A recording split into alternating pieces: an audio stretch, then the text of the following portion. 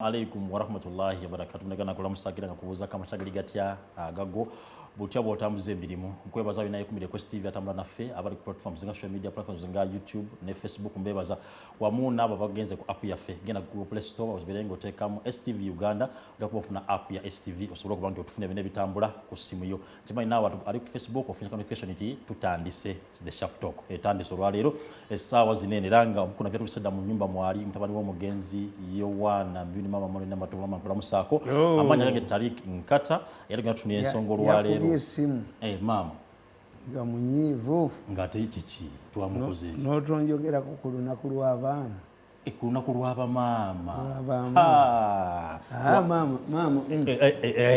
mama mfukamite webale nnyo mama asonyiwe mama ekituufu mama asonyiwe alhamdulillah ekituufu ekyo mama asonyiwe tetwamukonyeeko mama asonyiwa ensonga eyo yabadde enkujo butakukoonako naye notankoonako omanye ekyaleese obuzibu gwamunyabunyeza bwotyo ekyaleese obuzibu naŋŋamba naye mukulu munnange bw'omulaba mugambe nkyaliyo mukulu gannuma baagakuba mugamba mukulu sikyamulaba naye omwana yanjagala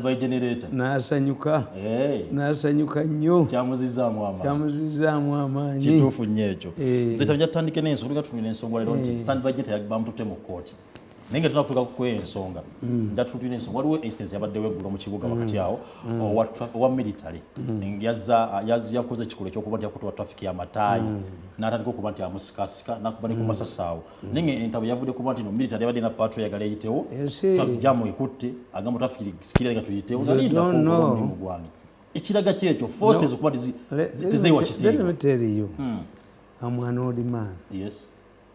Tevulaba nagende wa papa nasabira mama wange awangaale. I'm 65. Yes. Ayina emeka ndi mwana wa mwenda ku baana 11. Kibulabe wange sikiriza mu family planning. Singa yakoma ku basatu mwalinda byeko. Someone let me tell you, these things happen. Yeah. They happen. We have witnessed worse things in the past. But the issue is now the new technology. To these people, abakola ebintu ebyo tebamanyi tebaba bakwata akafaananyi gako okalaba technology omusajja mulaba wakwata munne kati who was there okiraba wakwata military oli ali ku mulimu gwa bukola jamu akutte onamugaleka kira nge tuyitewo italina bwayitawo in public like that signifying ki alika nkubuulire for us ababadde wano we are not seeing something new. byaliwo ku ebyo NRM oba UPDF which was NRA went through difficult times. But the problem, the solution, they were united. Okay. Bali wamu. Bali wamu. Ekyokubiri tewaliwo technology. Ekyokusatu tewaliwo nti olutalo luli kuki. Let me give you 3 examples of 4. Okay. Babijjeko Jako, you wait pity the same thing. Tinyefunza. Enyuma nge n'atamira. Tinyefunza wa phone. N'agula malaya n'emuddukako. N'akwata abakuumi be. Abatwale mu poliisi abasibe. Malaya yali adduse. Ng'abasibira ki? Kakati omupoliisi yasangibwa ku reception. Nagaffe tulina omusango gwe tukola ki? Gwe tugenda kubateekako. Sijja kubasa n'amukuba. Katumba Wamala with the Inspector General of Police. What did he do? Yaleeta Tinyefunza n'omuserikale gwe yakuba n'amwetondera. Tinyefunza n'eyetondera omusirikale? Yes. Okay. He was under the influence of alcohol. Yeah. Because that situation technology is never kujja tebyakwatibwa. It was handled amicably. Okay. Gundi Reverend General Tumukunde baali bamuyise Lwakitula n'asanga oluguudo Nateete nga balukola naye ng'ebituuka mu ebiri. Namuga divert naye sijja ku divert n'alagira abasirikale be ne bakuba ebipipa byonna ne babijjamu n'ayitawo. It did not attract the type of attention that you are attracting now. Bweyogera ku nsonga eyo naffe waffe emutunga wala omukulu yali Lakala eyali mu magye omwasanga bakola oluguudo lw'emutunga awo Bbiina bataddewo muzikalavati biki tebali kuyitawo yakuba abantu kibooko waliwo neyitawo lwampaka minisita nga bamuyita Ajiyani Ajiyani minisita mu gavumenti ya President Museveni ezasooka Ajiyani aba agenda entebe nga muzeeyi amuyise owa takisi yavaamu n'akuba owa takisi Museveni dropped him. Botime, Kapiteni Botime, Lieutenant Colonel, yakwata omusajja nga abbye fayiro messenger nga bazitunda muwe n'amukuba empi. He resigned. Museveni n'amugamba nedda tajja ku resign bwe yabadde abba fayiro giteekamu Ajiyani resigned. Tufunayo keesi endala Otafiire mukwano gwange. We wish a lot with Otafiire. Otafiire mutuufu mufaanagana. Tufaanagana. We are honest people. Otafiire mufaanagana. Yes. Era president we yasindika amurepresentinga nga baana bange bana bamala degree. Yasindika Otafiire. Yamanya mukwatagana. Tukwatagana. Sebo. Ate Otafiire namugamba nti ewammwe waliyo emitooma gy'emituba. Kirabika batata bavuba oba kalakito naye nedda Otafiire ye musajja yali mu seminary n'akola bbaala ng'atunda ttuntu kutwala bayeekera bweru mu Foronasi ng'ali mu seminary nga bamugobyeyo is a Catholic like me kati Otafiire avuma but is a honest man. Otafiire akuga mutani wa Mirundi ebyo nze sijja kubikola yaŋŋamba nze mmanyi oyina ebyuma ebikwata abantu kakati gwe ebyuma byo oba obireeta oba tobireeta nze Otafiire tewali kye bankwatako mbu nina ebyuma ebikwata abantu oba ojja nabyo oba tojja nabyo Otafiire tewali kye bamukwatako. Otafiire yapointing a pistol mu the late wife of Honorable Kutesa was forced to resign. That was Museveni over there at that time. Museveni owaaluli nabagamba nti abakazi ab'amaanyi baali bana mukyala Njoba Nalweyiso Hajati Mukwaya Teweyafiri Zizinga yali alaga ewuwe erungujja n'asanga nga bakuba omuppi abaserikale be ne baparticipating nga tulisitire omubbi n'afa ne bakuba mu mawulire ti Zizinga abaserikale be bakubye Museveni surrendered Zizinga to the law enforcement agencies n'akwatibwako yateekebwa mu kkomera Luzira naye nga mu nsiko twatuuka ekiseera nga Zizinga tebakyamubuulira oba Zizinga appeared nekikunyu okuba kayiira. I don't know how Museveni selected her. Naye Zizinga yafiirwa abaana 9 mu nsiko ne batuuka n'obutamubuulira. Museveni surrendered Zizinga. Omuntu eyafiirwa abaana 9. The person who defended Zizinga in court was Henry Kayondo. Era yamuwerekera okukomawo mu NRC. Museveni did not help Zizinga. Bamusiba mu kkomera. Kakati the issue is why do these things happen? They're happening because tukimanyi mu military science nti when you have a war like the Russians, do you think the court martial can try omuntu akubya abantu mu Ukraine? You need them now. So discipline is the first victim in the case of a crisis. Mukula incident bateeka abaana mu bigwali by'abantu bundi bandagaali ne babookeramu an arsonist. Why did Museveni survive? Why did Kayiira, when Kayiira was assassinated, why did he? Museveni came up and said NRA does not believe in assassinations. People were telling us to assassinate Muwanga, we refused. Public yatambula. What is happening now? This is the factors that the government must look for. Okay. Nti, you must have spin doctors. You must preempt. But in this era of technology, social media, it is up to those soldiers to conduct themselves well. Ani yalanda benga nkubi omuntu oluyi. Ani yalanda benga ziyo pistol. Ani yalanda benga okubi omuntu enyondo. Noziyo Museveni yabagamba. Ti ayina acid, ayina enyondo, ayina emitayimbo mmotoka. Temufaako. Ayokyeyo omuntu omu. Mubakwateko n'okusinga kitata. Nze ndi musiru. N'okusinga ali kitata. Nze ndi musiru gwalabeko nga ziyo pistol. Waliwo kirabyeko? Nedda. Walabeko nga nkubye omuntu oluyi. Nze bwenva mu mmotoka mba ndeese order era abantu bampagira. Kakati this is up to government. Ekyokusatu, amend the law. Who has the right of way? The person who has the right of way is the president of Uganda. Yes. The second people who have the right of way, the ambulance and the fire brigade. Kati bano bamitale bo bagwawa. Abagombe tebaliyo. Anti nkugambye amend the law. Ni wachi etekeyo terikola. Either you widen the roads or you amend the law.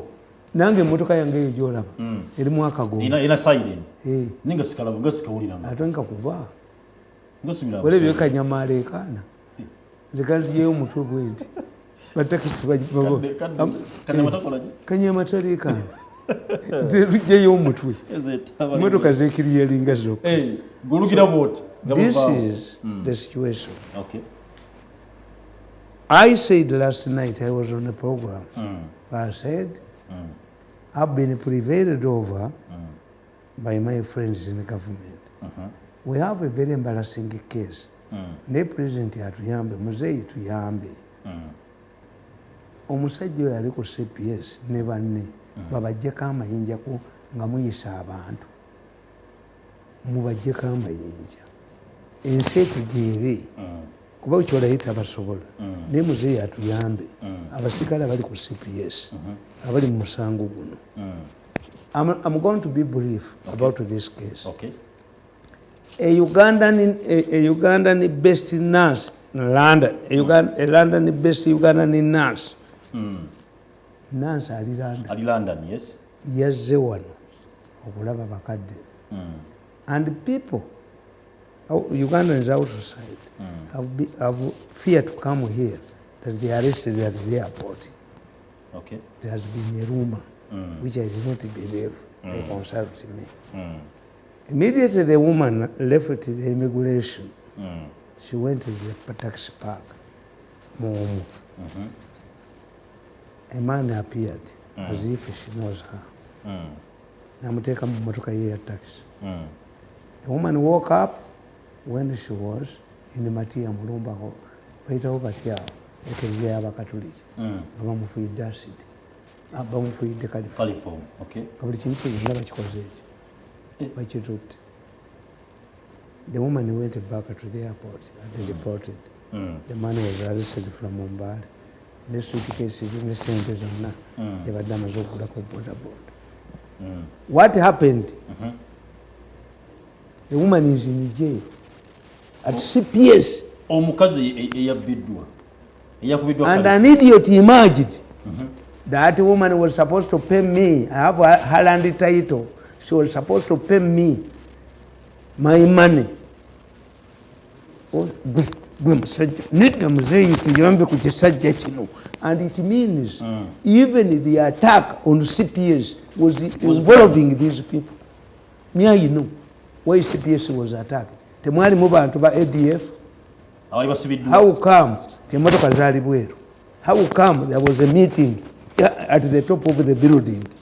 This is inside. Hey. It's an inside joke. Okay. Tell me, didn't you have ADF suspects at the CPS? At the CPS? The bomb, when the man exploded the bomb, were there no vehicles parking for an operation?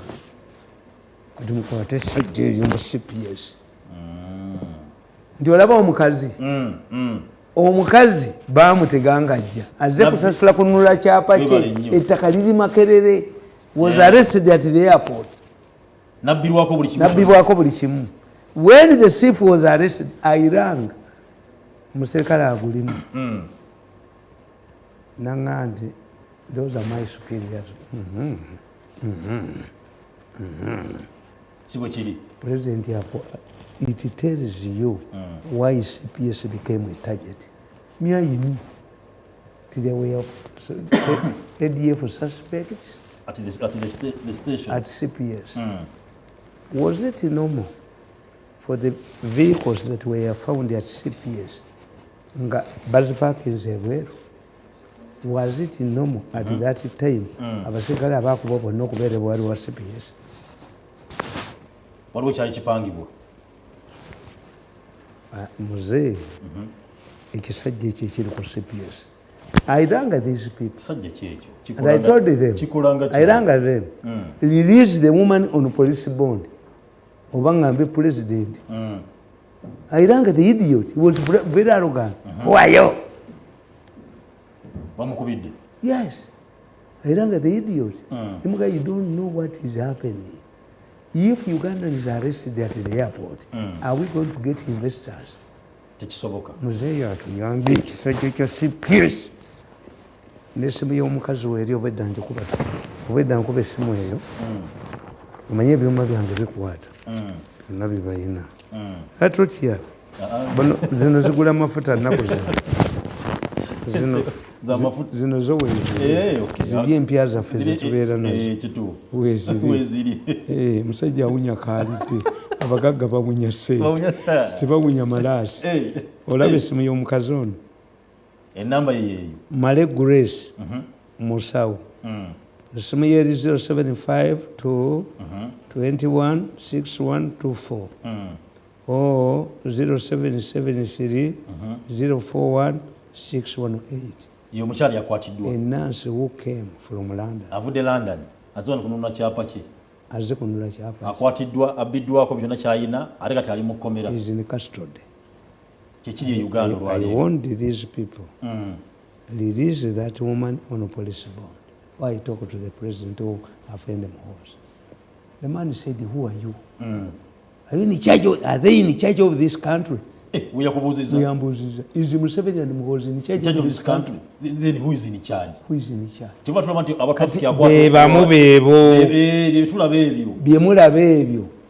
They are inside. What power in that area? Tukita sabotage. A sabotage is a government within that is composed of criminals. Tukita sabotage. And they should be arrested. Heads must roll at CPS. Ekisajja ng'ekyo bakikwate bakitwale kololo bakijjeko ennyota zonna bakijje mu uniform ya police kigende ewaabwe. Nze Tamale watandika okwogera ebintu binene abatugoberera abannayuganda baggwamu amaanyi balekana okubeera n'ekirira. Who is governing this country? Did you know that I am n'amasimu gaabwe gonna nga yina with the conversations? Yesterday nabakubidde aka last night nabakubidde akatambi why to tell you the man and this the mistake you make omuntu bw'abeera mu kizibu you desert him or her. This is when he needs you. Friends, the man nakubya akatambi a fake tape. I intended to help you. This man talked, vomited. We call it vomiting in political science. When a man vomits, don't abandon him. Don't abandon your friend. People are running away because power has shifted. Yes. Power, when power shifts, President of Nigeria, former president, good luck, yagamba nti essimu ye nga bamuwangudde ku bwa president yagamba essimu ye yamala ennaku nnya nga tekuba n'agenda ow'omukozi w'essimu ngalafu naye wadde kolo n'emu namuga essimu yo namu naye tulina kkubira abantu bakuvuddemu power has shifted tokyalina mugaso Moi yagenda ne yali press secretary we yagamba nti muzeeyi okuva lwe yava mu buyinza tewali atukubira ekiki. The Baganda say a tree that has lost fruits is deserted by the birds. Oguweddeko entonto ennyonyi ziguyita ttale. That's a power shift.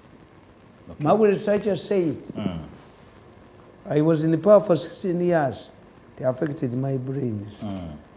I wake up early morning and I ask my staff, where's the chauffeur? Where are you going, madam? To the Prime Minister's office. No, you are no longer Prime Minister. Margaret Thatcher yagamba ntunula ku TV nenda banga tibanjogeddeko nenga yi lwaki gano mawulire madam they need the counselor. In fact Islam zamwerako emana Islam ono wa Gaddafi abasiraamu talking about Islam the religion musabira nnyo omuntu abadde mu buyinza ne bumuvaako nemusabira nnyo abaddeko n'ensimbi ne zimuggwako nemusabira nnyo afiiriddwe omuseyaalo gwabadde asula naye musabira bameka basatu. Why? Abantu awo embeera gye bayitamu tebera nnyangu abadde amanyina kyamanyidde okuba nakyo ne kati kiweddewo abasajja baddenga n'ensimbi abadde ebifo byalina okutuulangamu nakyabijjamu omusajja abadde mukulembeza dda kubirwa obugombe buvuddewo jamu naye amukwata. Omusajja yagamba there was a case in London. Family yali teyina mwana ne batreatinga embwa yaabwe like a kid bagirera bagikola kisudde bazungu kakati fortunately omukazi n'azaala.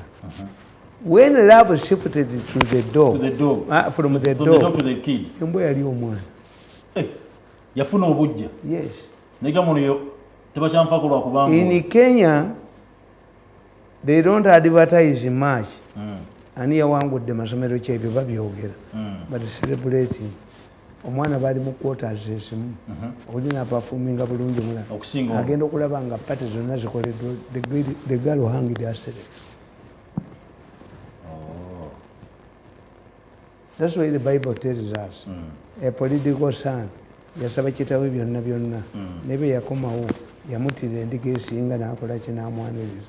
It was ono yasigalawo n'anyiiga naye was telling you kyali kigambo if you misbehave nawe ojja kufaanana.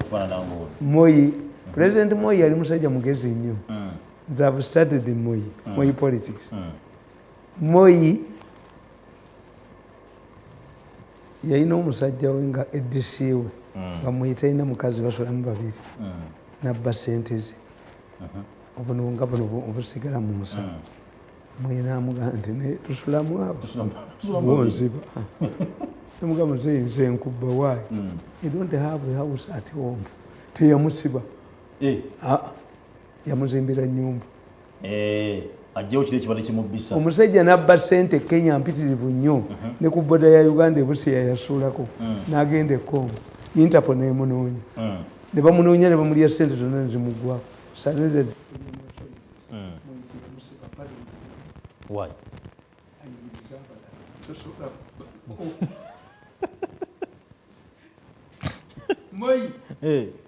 Moi bw'omulwanyisanga nga bano abaana balwana ng'akuyita ne mukyalawo muyitalina mukazi yabafumbira kyalo ng'abakita ojja ne mukyalawo n'abafumbira kyalo nemutuwa you have waited in Kenya know your experience. Why?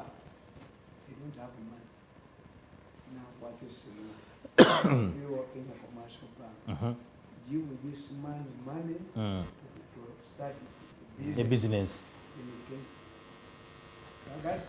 Who is guaranteeing me?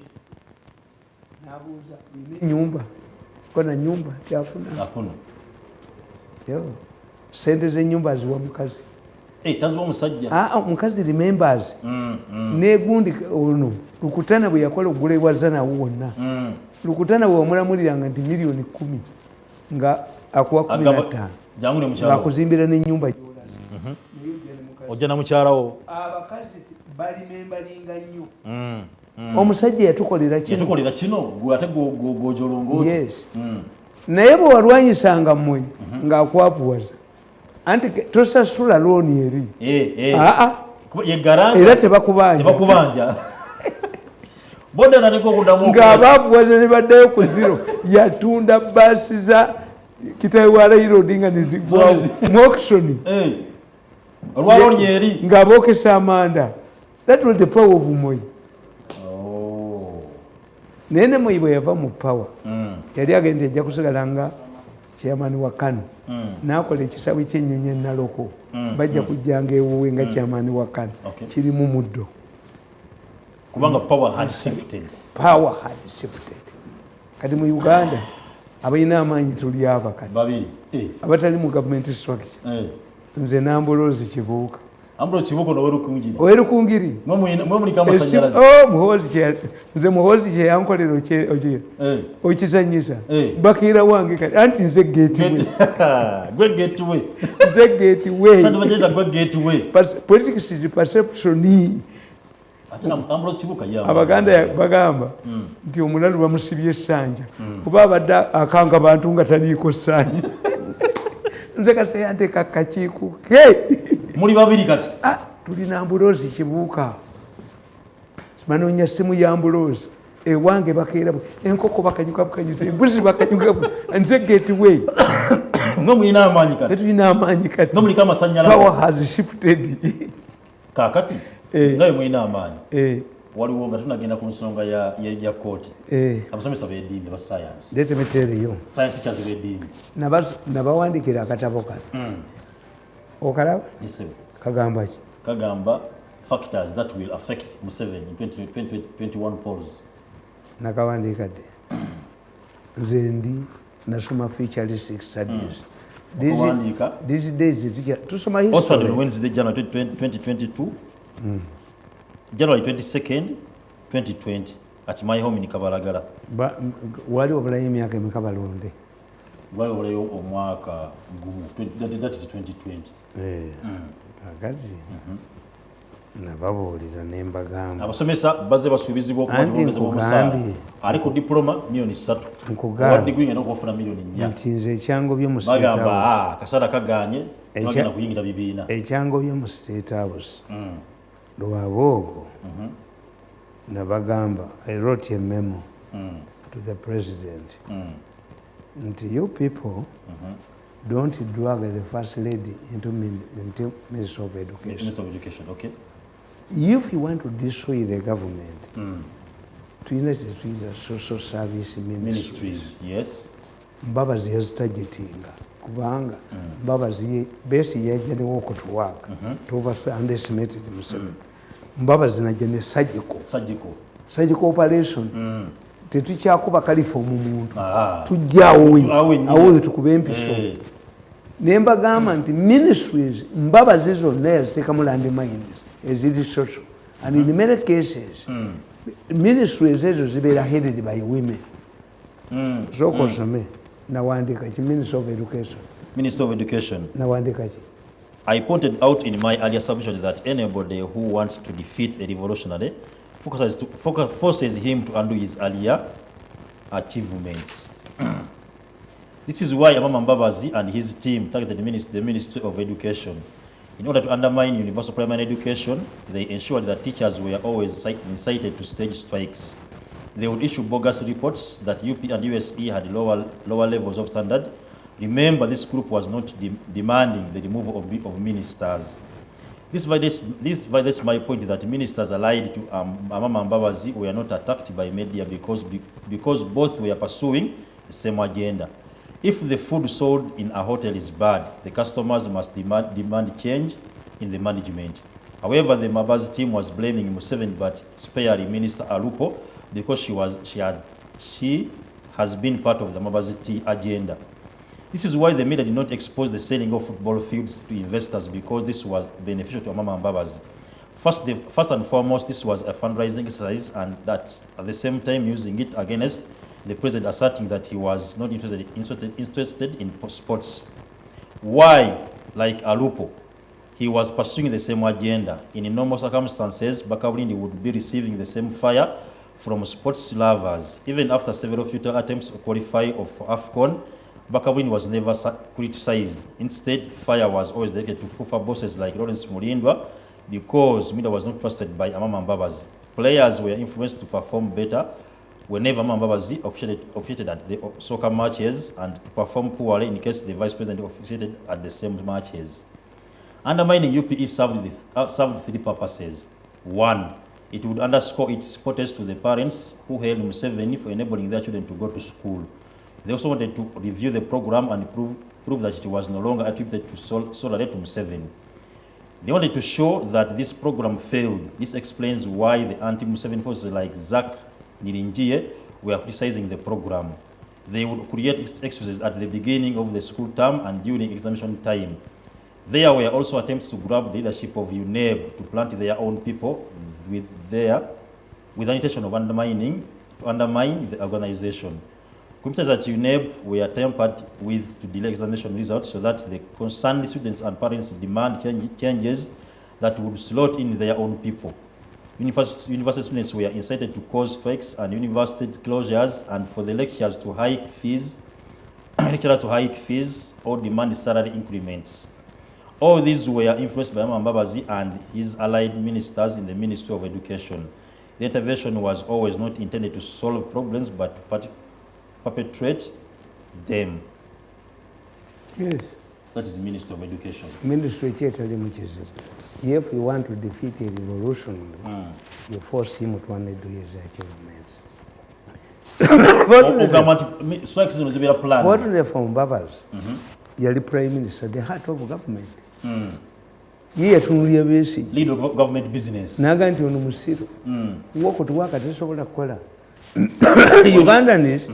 don't expect anything from government. Yes. Why? We have been having bad government. Yeah. Therefore, we are like orphanage. We managed to survive on our own. Ugandans in the private sector. You tamper with the private sector they have done, then the government twali twajeso yiwadda abantu bagita ne beekolera ebyabwe kati ate bamafia ne balumba abantu tukana akafididi k'omu Kampala kagamba baboda kubakebera mitwe gwe mitwalo 5 nekabula tekalabika kaduka bali bagala okanyigeza omwowino okanyigere mu city chambers. Yes. The moment you tamper with the informal sector, the private sector in Uganda, they made strikes. What would write to hail? They would make strikes at the commencement of school. Of schools, yeah. They would make strikes at the end of. But that's why we ask you. David Webuza, why strikes the belong to Mokutandika over at the Ngabagina Mubuzu? Nabagamba. Tebagenda wa President Museveni ne bamugamba tebasomesa bali bubi n'abalesuubira $30 billion ne babawaako mayi bazitwala muno simanyi bazikolamu treasury bills. This is why government has reduced the interest rates. It does not want to borrow money. An economist kitegeera nti babadde bakwata ssente zebabbye mu gavumenti ne bazitwala kakati fixed deposit eri ku 15%. Yes. Museveni bwakuwa ssente tebazikuweera bazigulamu treasury bills za 90 days ne bakutambuza bannalweso ne bazuuzaamu. Bano ab'Emmengo bwe baali baguza gundi awo yali pida awo ku Freedom City bwe baali baguzaawo bagamba baadvertising ayagala okugulawo dola emitwalo egi naye tujja kusumulula mu nnaku 9 kaakati abo abaaluya b'Emmengo abavubuka ba Apollo gundi makubira bakozesa ssente ezo mu treasury bills. Yes. Nti ono omusajja w'MTN yabafeze n'aleeta shares ne mugula n'adduka zigenze South Africa. Oyo gundi akola ki? Oyo omusajja simanyi wa economic yani nedda yali mubaleewo ekibiramu. This is not functioning because they lack the brains. the man of MTN teyalagira teyafikisinga share bagula buguzi n'agula ebirango mu mawulire. Where has he invested this money in Uganda? Yes. Kakati Mbabazi yakwata the heart of government. Minister of Education. Very loyal, nenga kubon. Why at the land? This is how Wagogo has ended. Neiti ya perfect in Mbabazi. But how can Tamale right now minister kulirwa? Yes. Kankubolize. Kanjogera mu abasiramu mbatya nnyo bakojja baganda bange. Era in fact last night nagenze n'entunula nerabanga ebintu byange byonna byenda politikitinga byonna biweddeyo. I had yesterday my will. When God gives you a mission, negwa yugo. Tumanyi nti Musa yamugamba nti oyagala kuwangalamya emyaka nkuwemeka. Kwata kundiga. Sibula omuddu wagende kati. Kubanga kati God has helped me in 9 years under suffocation. The political landscape has changed as I predicted.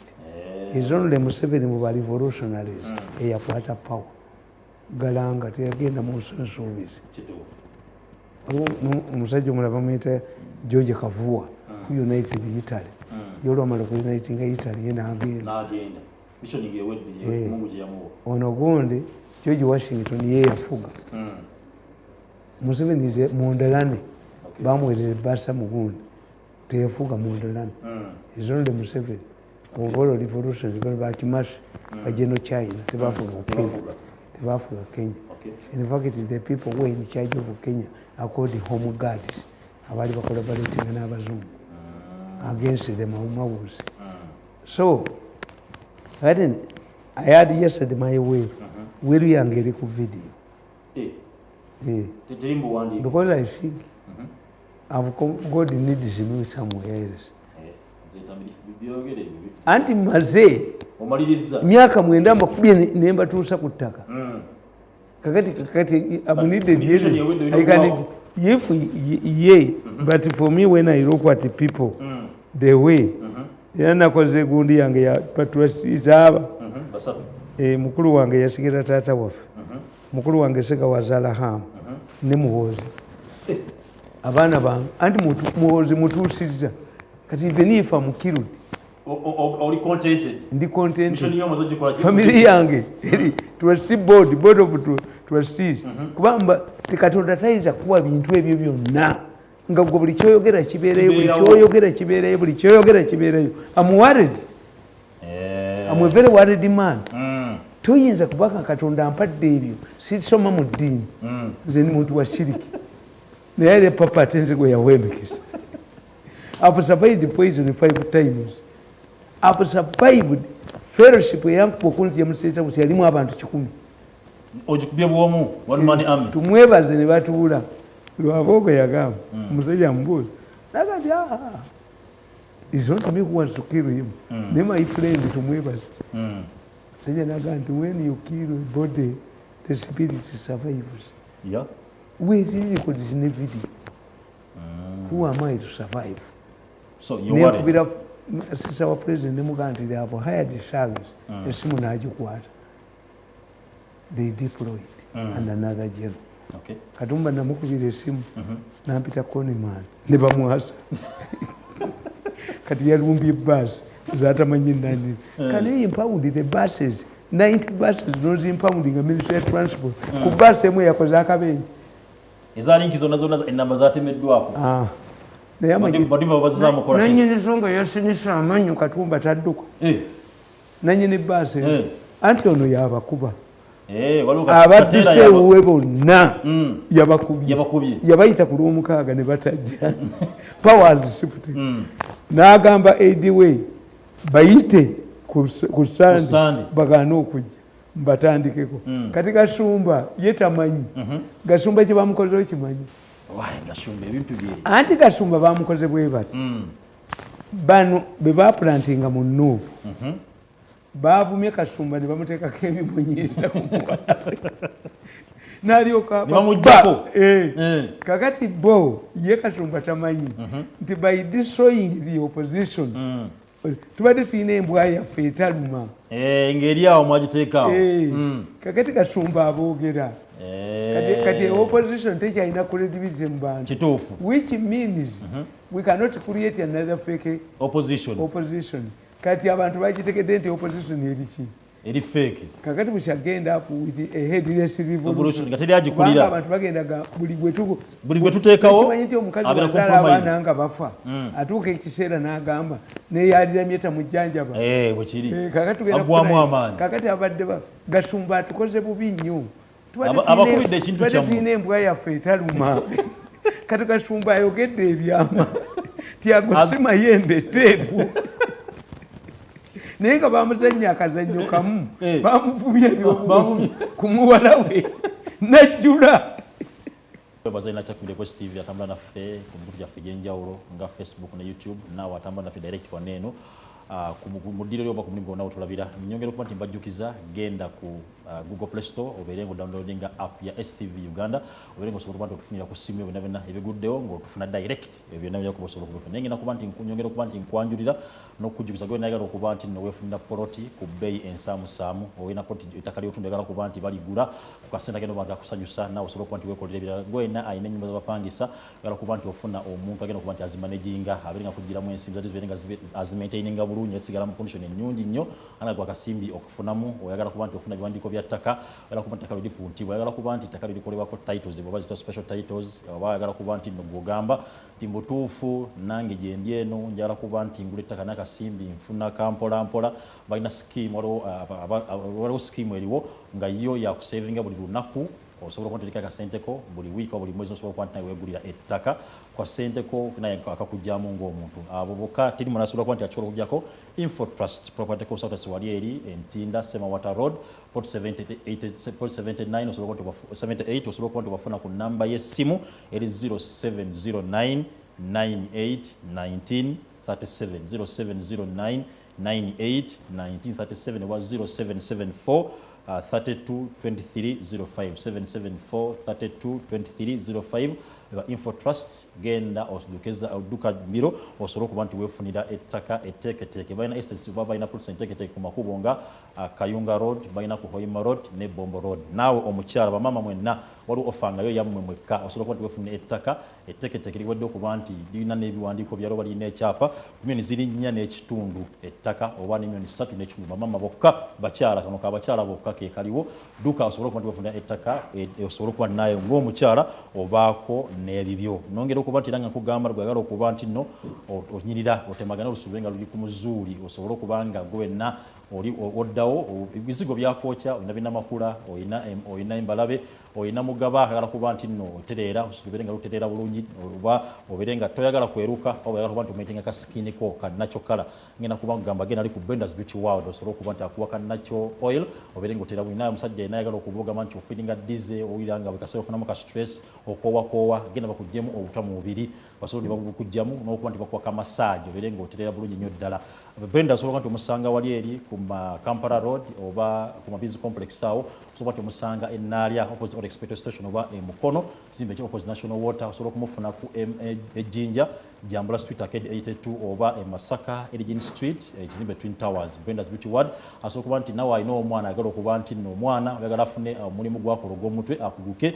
mutwalo wiki Brenda's Beauty World basobola kuba bamusomesa asobola okuba nti akuka mulimu Brenda osobola kuba nti mufuna information esinga n'ogenda ku Brenda's Facebook oba Brenda's YouTube oba ku Brenda's TikTok osobola kuba nti omufuna osobola kuba nti omupira ku namba y'essimu eri 0779 001719 0779 nawe ayagala okuba nti nga muzetami wage ayagala okuba nti oyambala osobola kuba nti omufuna wamu n'ekyokunywa ekiriwo essaawa zinene yes ayagala okuba nti ofuna ekyokunywa kigenda okuba nti kikuweweeza Jane Herbal Tea Drink akagenda okuba nti okafuna akasobola okuba nti okafuna ku nusu 10 lwokka n'abagamba nti olina sukaali waliwo akali sugar free era osobola nti obafiira ku namba y'essimu 0761 38 20 46 0761 38 2046 oba 0705 2081 48 Jane Herbal Tea Drink osobola kuba nti obakubirako n'oba ng'ofuna abakansa bakayonza basenfu kituufu abakansa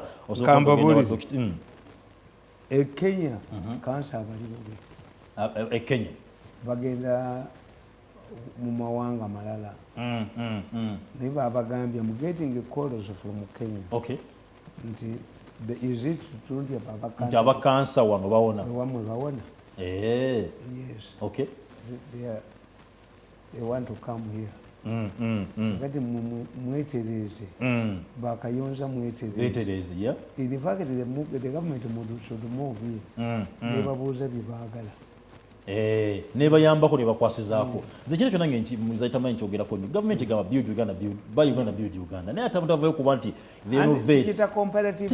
tebayambibwako nti ensi erina okumanya kyerinamu comparative advantage amanyi gayo wegali nebakulakulanya if we have made a breakthrough in cancer then through harbors these pioneers should be facilitated yes naye nebagenda nebagamba eyakoze covid eyakoze eddagala lya covid where is it tetumulaba ne covid yaggwawo eddagala webalinye n'eddagala tuliraba baliteeka ziribbe ne bakola Museveni enziba gye bamubbamu Tamale waliwo ensonga eri mumawulire muyambe bakayonza mubawe muyambe basenfuka mubawe sente mubawe equipment mubawe do you know how universities in Europe operate? No. In Europe a person, a successful businessman like wava munno a successful businessman like Nzei a successful businessman bosoma akatabo kankano nabaga nti akatabo ka ham akabasomesa abavubuka would be a master read bakateka ku syllabus naye baagaana kuba baali baagala omubba abo bakiwanuka nga bakolagana neno banka eyagakaana baali tebayinza muwa publicity but when it came to use abegendi bamunoonya abawa abeki enkuuka ate kabaka abemengo ne bamubba naye nabagamba nti nga mpandika akatabo kano ne mbagamba nti samuteekawooni akatabo kano nabaga nti akatabo ka hamu kano baali bakatadde ku syllabus master read why this is a man who is talking about experience is a young man like you he can attract the youth he can do it kakati ate president ayinza omwonoona namuga nti beera minisita w'abavubuka aba agudde ono muzanyi ki agenda mu Manchester United Ronaldo asambira mu kikojogo yagenda kufiira if I had joined the government you think I would have done what I've done? Yes, tosobola kubanga kuyimirira mu cabinet noteeta ideas abasiru ne bazikuba kituufu ababbi ne bazikuba be baguze ekitegeeza naye nabalaga ti akatabo ka hamu kano ku bavubuka is talking out of good experience ti Bill Gates n'awandika ekitabo on how to get money they buy it jatuufu kubukozi musajja mugagga kyayogerako akimanyi ate takyali kanu nemubalaga kituufu nimbaga nti abavubuka ba Uganda nebagamba nti the youth abavubuka kibavudde babalema kiri kimu kakati tumwebaza olwagenda mu meso ya agenda yattirawo eri youth life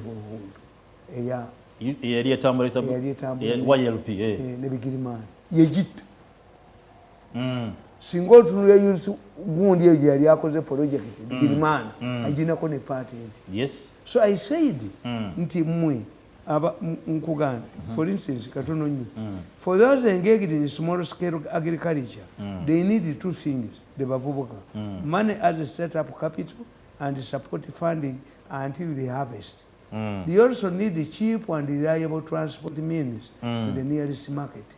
This is where an idea of a lorry can come in. However, it should be managed on the condition that the handlers should ensure proper maintenance. Museveni yawaako yateekawo Luweero Triangle Transporters n'agiwa omusajja kagulire ekikuba ekigu litata kafuma 40 baddayo musaba emipiira. You see, managing transport is not easy. For abasajja balina firiti za mmotoka mutuyita baakuzannya Mupira manyibwe kugula. Maintain free of taxes. It is not easy. Government should also invest in sports to nurture many talented youth who remain in the villages because of lack of facilities to develop their talents.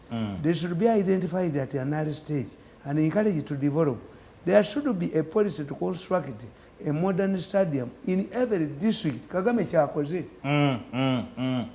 Abaana basambi b'omupiira nze ne bagamba nga ndi Minister of Sports nteekawo Kaguta Cup. Kaguta Cup nga mugizannya okuva mu January climax yaayo mu Nakivubo nga 26 January. Twazanyanga omupiira nga tulina junior, middle, tulina ne super. Abaana ne bajja kati mipiira gyabika ate mipiira gyebika n'amasaza mwali gyemu bano abazambira mu super division so that you get new talent. Whenever there is a tournament in Africa, scouts from Europe come. Yes. Kati gwobajjawa tulina kyetuyita sports club Villa, sports club Express FC, football club. Kati Villa ne Express mbyawula. Sports club Villa means ina n'emizannyo emirala. Football club KCC ina state clubs. Yes. Yabato abaliikiriza nti enkulu kubaka kati sports is for export. True. You become a billionaire once. So the Ministry of Sports must be an entity, a different entity. Ingatiri mweno education. Biri byali bya PE twasooka okukola tugende tusome a healthy mind in a healthy body. Kakati this is a trade. Ministry of Sports in modern time is a trade. Yes. Abangereza basigaza they are pound. The Anglican Church abarokole bagikubi. Ne basigaza obwakabaka bwabwe. The pound ne Premier League. Yes, kituufu. Bingereza isigaza ebintu bisatu. President wa Real Madrid is more known than the king of Spain. Serious. Buuza abantu. Bukiri. Gwe babuuze wano. Temukube simu mutubuulire president wa Real Madrid ne kabaka wa Spain. This is how sports has ngenda kusaba mwanyina ze majodi na buli match kole mu sports kyatibuuza abantu. Sports is now business. True. That must be handled by a businessman. Tekisawe ng'ekyo ekya yali badde climax ya Museveni y'emyaka 3 ne bamufrustrating. Every region kitunda mukula yaliyo. Nambole is sitting on a 2 square mile land bought by government. The person who has that title nja kumwogera beba mwaso omuntu. Ettaka kyawera were 2 square miles. Nyatudde ku nsonga ya laba. Scientists teachers go to strike. Do you know what? They separate science.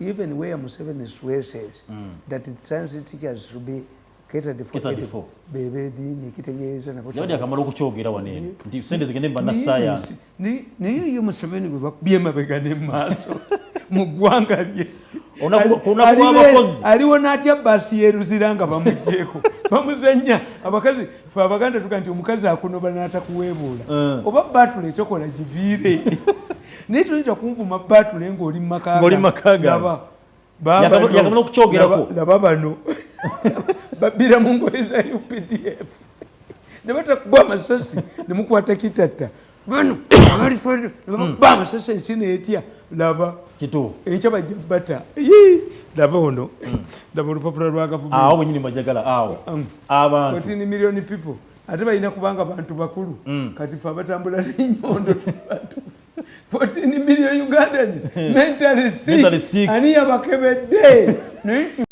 nga balalu abantu abasinga si balalu. Where do you get the statistics to arrive at a figure not estimated but 14 million Ugandans mentally sick in a government newspaper? Lwaki bwafu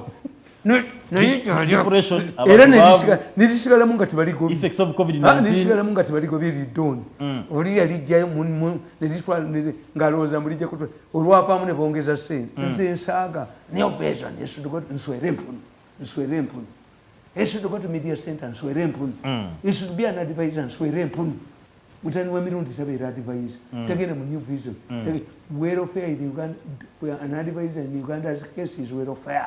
Is a jirikiti where they say they put dirty dogs. Mutani wa Mirundi abeera ki? Mutani wa Mirundi yekolera bibi. Toyintize ndi mandwa sekola. Report ya Fulumi 35% of Ugandans. Bawulire ba. Emitwe mifu. Balwadde emitwe. Milioni 14 ate jina kubanga si baana bato.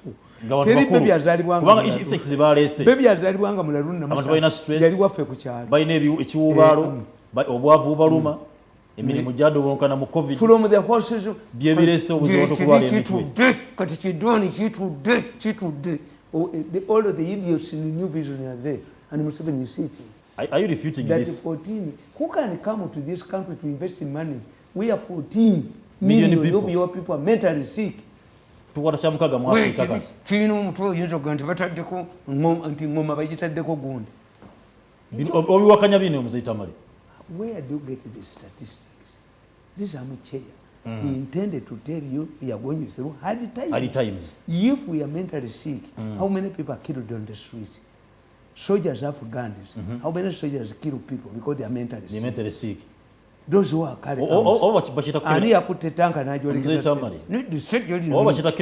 fulumye essajja lino essajja lifulumye kirini bukedda ndi new vision wakiri bakujogere mu luno olutali bakitakebera babodaboda bagende nti batafu b'emitwe kiriyo 14 million people bali 15 population y'abantu miliyoni 4 when you 14 your people reduce the younger ones bote bannagwa ddala abantu abakulu fentu tutwagwe newspaper. If I'm in London, can I invest here? No, you can't. Ate mbalaru. Can I ban my factory? Kituufu. Because bagenda kuba balaru. Like this idiot in CPS who arrested a Ugandan at the airport, now take a mukomera. If you arrest you rape your own daughter, who can entrust you with a school of girls? No one. Kakati, if you can arrest a woman, a Ugandan who has come, a nurse, akoze gundize, a nurse, aze mu Uganda nimukwata essajja nilidda muzeeyi kwata essajja lya CPS muzeeyi tuyambe essajja lino balitwale kololo balijjako ennyota ne banne balyo bonna abalala bayige. Okay. We must humiliate these people. Kakati yatugenda kukiyomusango. Finally. Ekiyomusango. Let me tell you. Omukulu. I laugh at your judiciary. I was looking for I came a bit late. Why? I was looking for my book. I wrote a book.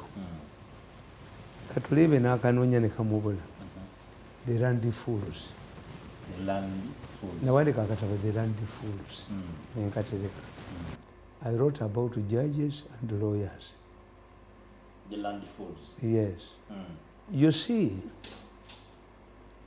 when batugamba mu byobufuzi nti when you see that the incumbent has blocked all avenues of democratic change, the judiciary and the media alternate for the opposition. But it's very risky. It's a risky venture. This is why the newspapers on their decline. That a government newspaper, an editor of a government newspaper, a manager can write such an article in English. Kakati nkugamba. In my book, judges should avoid political conflicts. Okay. Courts should avoid political conflicts. Courts for equity. Bwenkanya. Si ntalo za muntu. Once you drag political conflicts into courts, you are dead.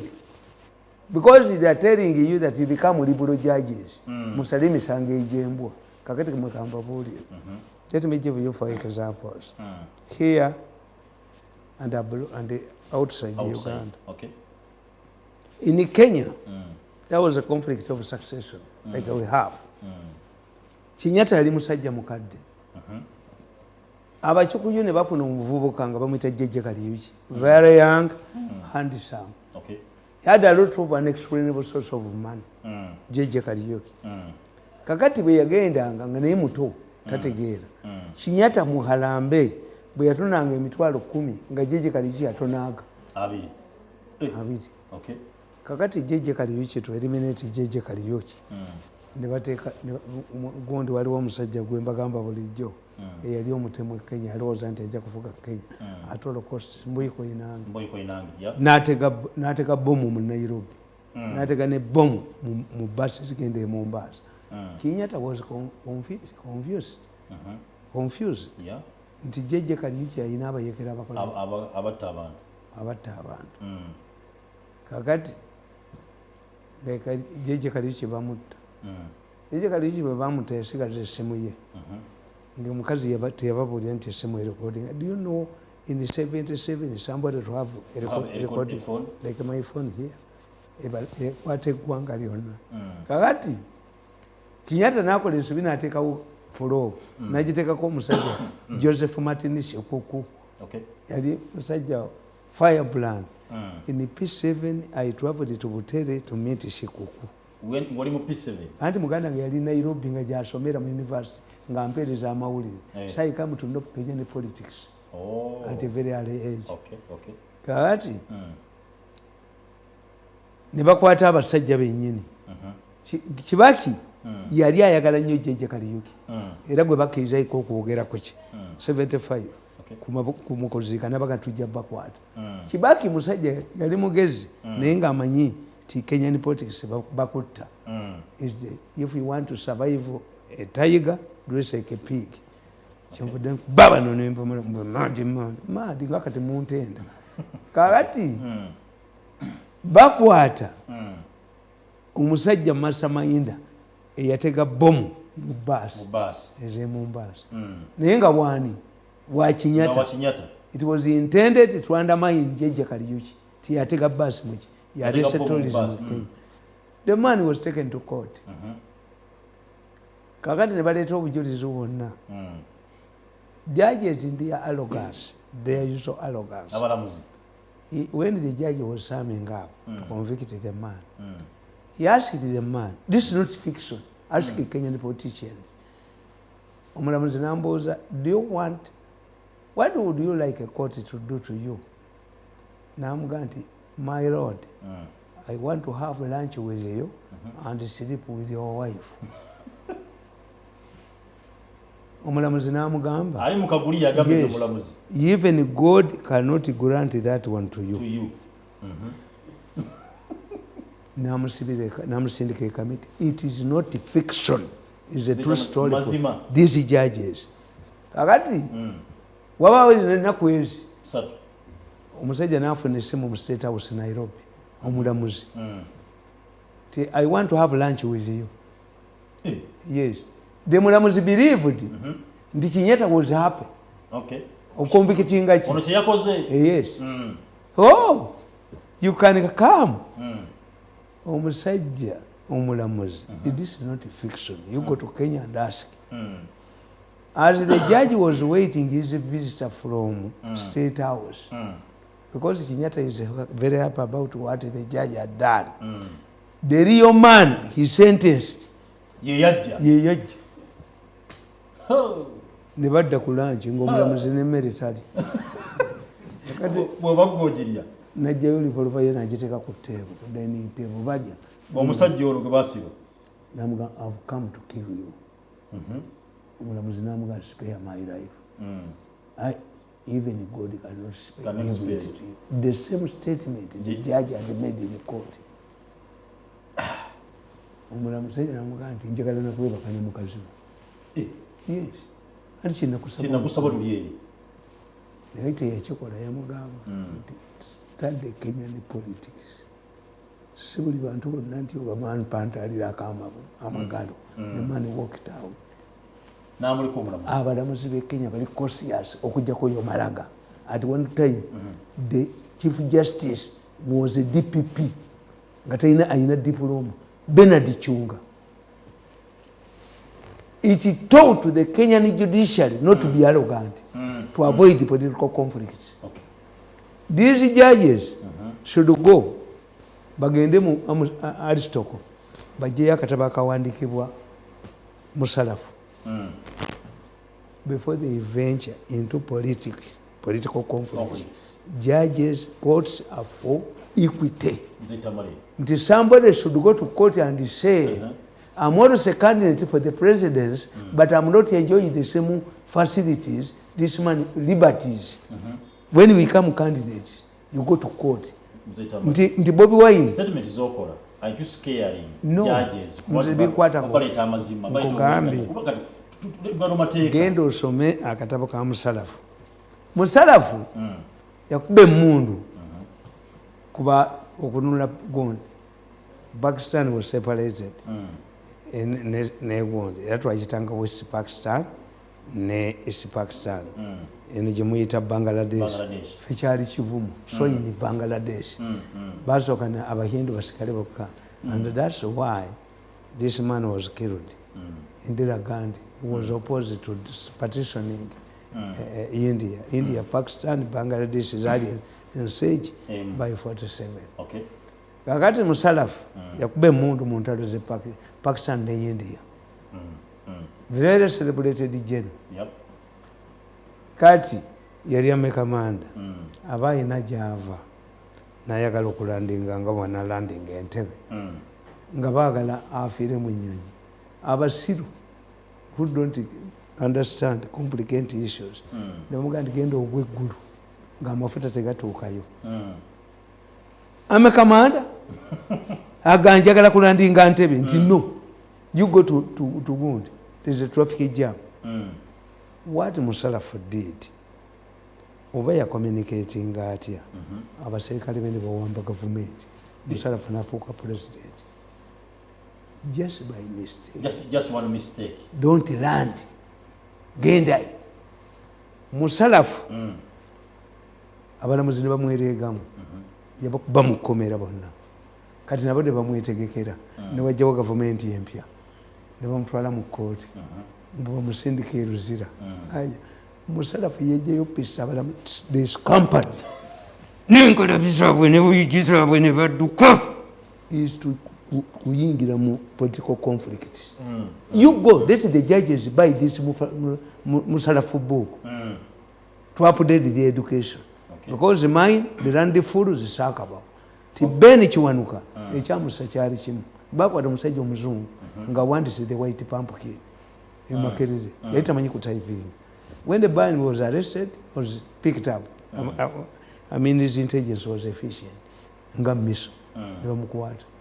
Amuteke Makindi. Kakati abantu bene baleta habeas corpus.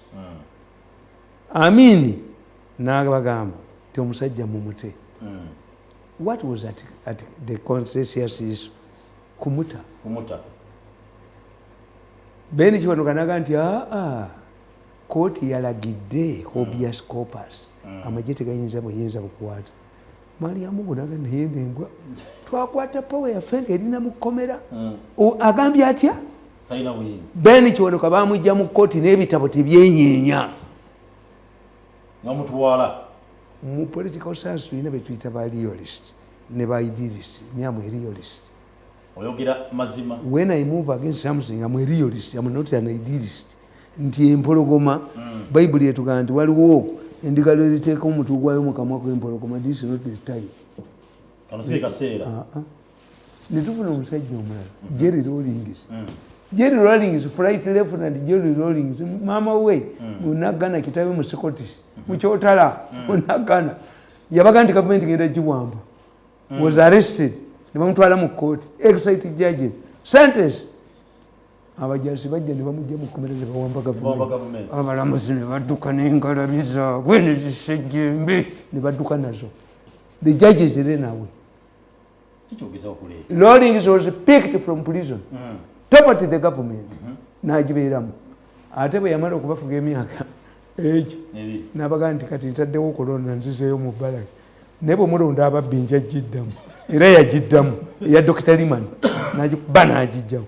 Omanyi Rawlings bwejja yakuba abakulembeze yakuba abasuma bonna. Ffe tetugenda batta. Ffe tugenda kuteekawo limbo y'abasuma n'erimbo y'abalamuzi abasala ejembwa.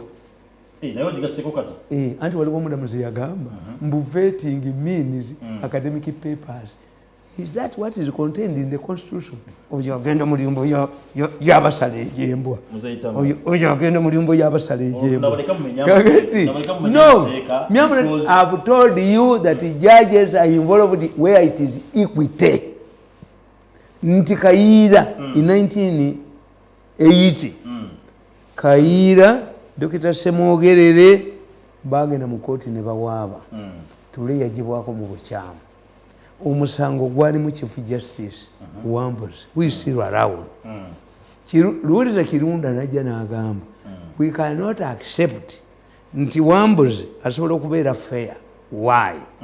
Kubanga Lule ye yamulonda.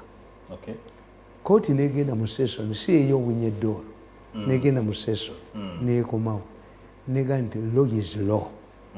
Don't involve politics in the law. But these mature judges, what do? They ruled at the end of the day.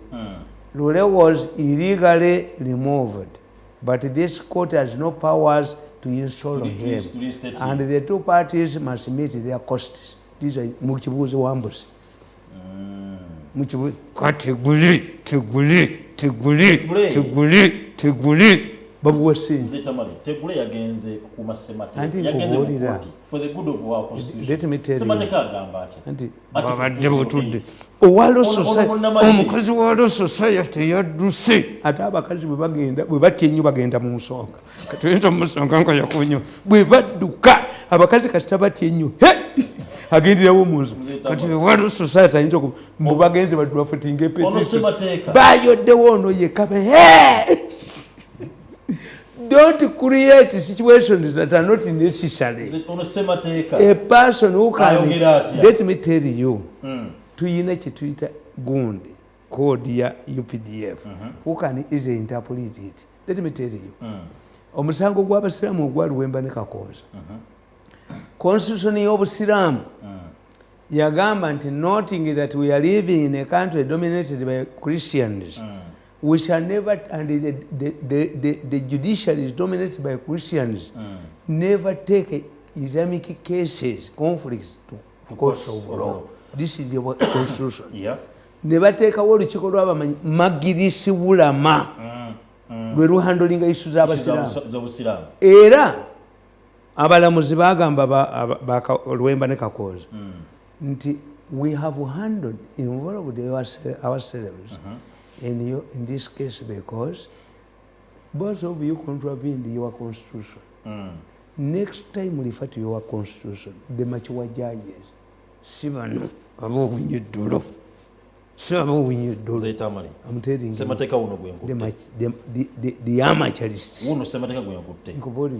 Article 208. A constitution. You're going to defense forces. Are you book warm? Let me tell you. We have a constitution, a constitution square near CPS. Have you ever seen this document called the constitution? Moving to CPS to remove this woman who is illegally put there. A constitution, whether written in golden letters, a constitution, whether it takes 100 years to write, remains a piece of paper which must be implemented. A constitution is like a marriage ring. Awabukedde tebamukwata, awabukedde tebamufungula ne bamwasamya nga n'empeta kweri. Empeta yakuba enduulu. Nkubuulidde. Nkugambye. Ssemateeka works. This is a document. Kaakati kankubuulire. Nze bwe ngenda ku pulogulaamu z'abasiraamu, ku leediyo z'abasiraamu, mbagambe Kulaani mugijjewo. Sirina wuzu. Kati eno sigikwatako. Is it a respectable document? This is a document. The quarter of the British Constitution is not written. Bulombolombo bwabwe. How do you punish mu Buganda omusajja awasiza muwala we? Isolation. Does the Kabaka have prisons? No. All these cultures. Bangambye. Omunyankole yangambye. Bw'abanyankole bagamba. Omusiru. Mbu omusiru anyampalya. Kakati mbu kyafuye nekyonoona n'appetite n'atalya.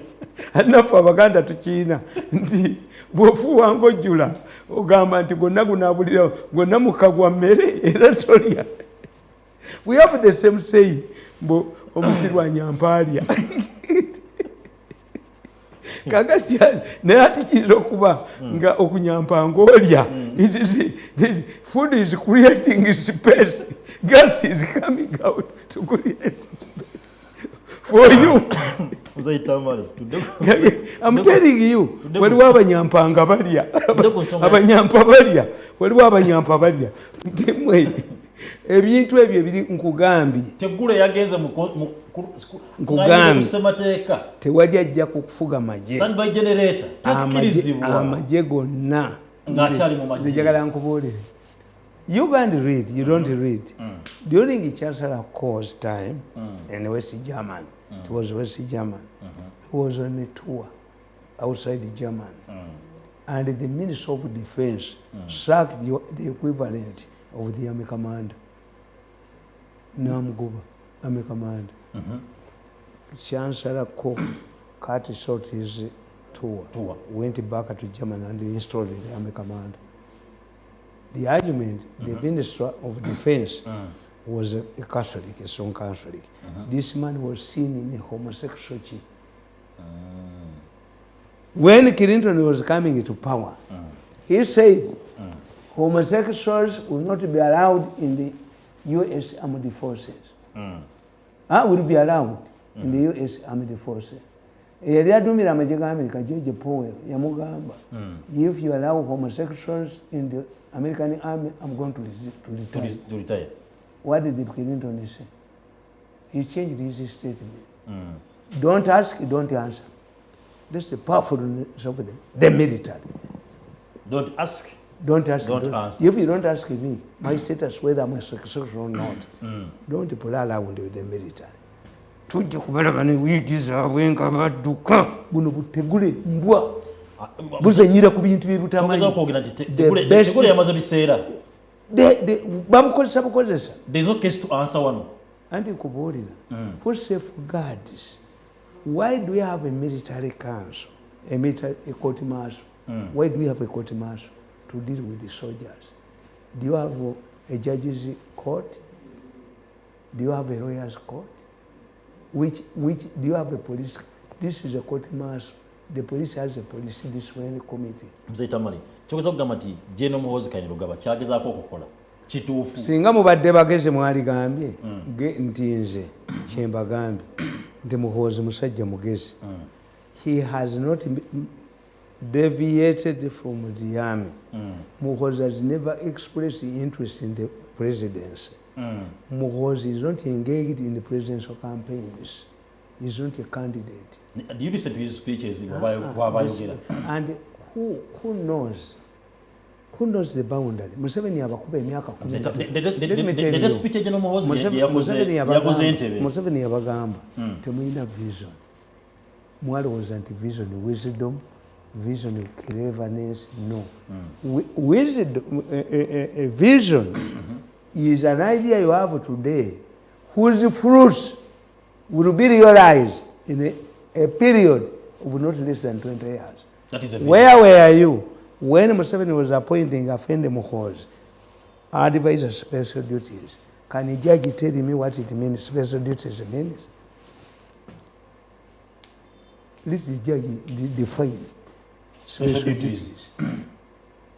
Is he an advisor on security? Is he an advisor on military affairs? Special duties. What are special? In the army? Did they conclude in the army? No. That's why me I don't respect. Me I respect the brains. I don't respect the size. I don't respect the abanyampa balya. Me I don't respect the abanyampa balya. To kill with the appetite. Abanyampa balya. Kyolaba nagamba jjo. Saakubulira. The president yabadde mugezi nnyo. Amanyi Oluganda. Singa yagambye nti mulye ku bimmonde. Endulu zaalipuse. Mulye ku bimmonde byammwe. Mulye ku lumonde. Yali badakawanga munde. Ndi mulye ku lumonde wammwe. Mutandika okulya ku lumonde.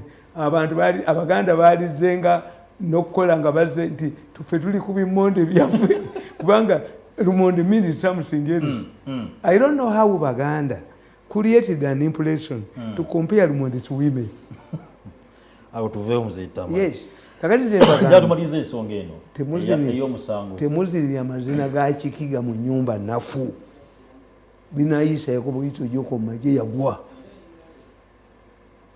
military everywhere deals with itself because it's not like any other institution.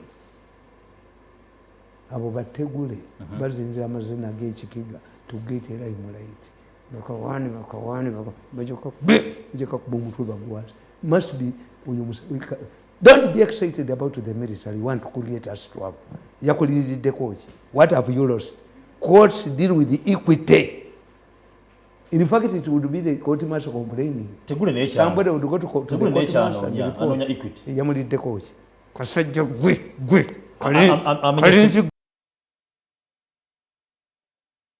Amenya semateeka. Kitawe yali luddawo. Kasajja gwe. Gosinga amagezi mu nsi yonna. Kakuba utamirike ba ne bakabadde katudde nabo. Me am a serious man. Because I don't fear to go to prison. If you want to intimidate Mirundi tumuteeka mweru. Nange omulamuzi musuula eddalo. Nange nina gye nnamulira. I'm Chief Justice. Tulaba enkofiira gyembeera nayo. I'm Chief Justice. In my gundi. Nange bw'onsusibya ebyobwerere nkusuula eddalo. I can make a judge bazaka. So therefore, this is our country. If we cannot allow, nti Abaganda bagamba nti obwami tebuwozebwa. If you have lost the succession battle, look for businesses. Go elsewhere. Kyamaze okusalibwawo nti agenda okusikira aliwo yamaze okulabika. In Uganda we don't have a one-way traffic. We don't have a one-way traffic. Political power is influence and advantage. Gundi President wa America bw'aba agenda okwesimba omukalulu second term tazzayo Air Force One. Asigala nayo. Yes. But why haven't we seen entrenched systems that have been defeated? Okubwesooka kubulya. Muhoozi has been in the army for all of these years. What did the Besigye's do? Did Muhoozi cause the Besigye's defeat? Did he cause the Mbabazi's dismal performance? Did he cause kati akakafisha kamwe mukanoonyese walala? Dekagamba mbu nasanze ow'ekiseera nesofuna ssente ezabadde ku akawunti zadduseeko. This stupidity. We cannot allow these fellows to disorganize the country. No, we cannot allow it. Leave law society ekyagisuula baloya babba abantu ssente ne batabakwatawo. Kana akawala akaneerega mu nti media council manye gundi UCC you deal with the people.